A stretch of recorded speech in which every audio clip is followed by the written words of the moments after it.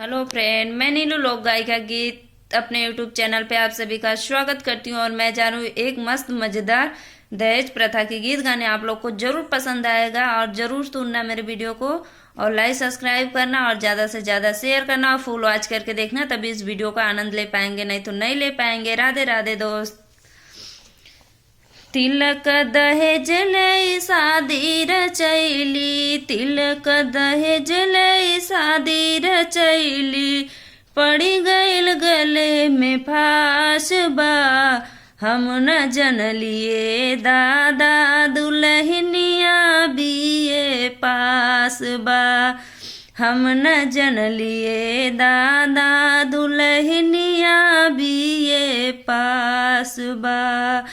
तिलक दहेज लई शादी रचैली, तिलक दहेज लई शादी रचैली, पड़ी गईल गले में फांस बा, हम न जनलिए दादा दुल्हनिया बीए पास बा, हम न जनलिए दादा दुल्हनिया बीए पास बा।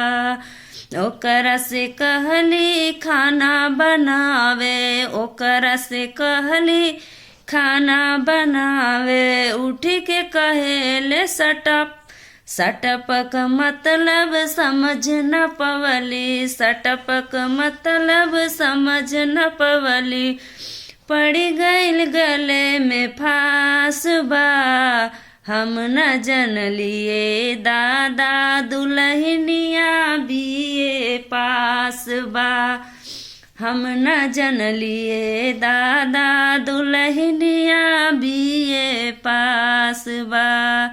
तिलक दहेज लई शादी रचैली, तिलक दहेज लई शादी रचैली, पड़ी गईल गले में फांस बा, हम न जनलिए दादा दुल्हनिया बीए पास बा, हम न जनलिए दादा दुल्हनिया बीए पास बा।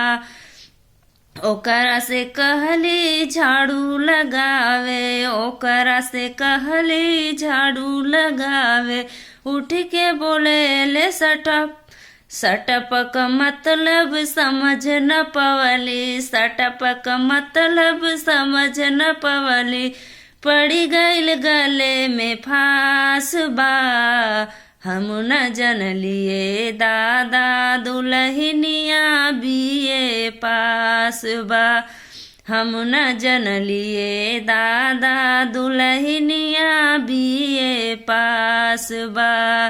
तिलक दहेज लई शादी रचवली, तिलक दहेज लई शादी रचवली, पड़ी गईल गले में फांस बा, हम न जनलिए दादा दुल्हनिया बीए पास बा।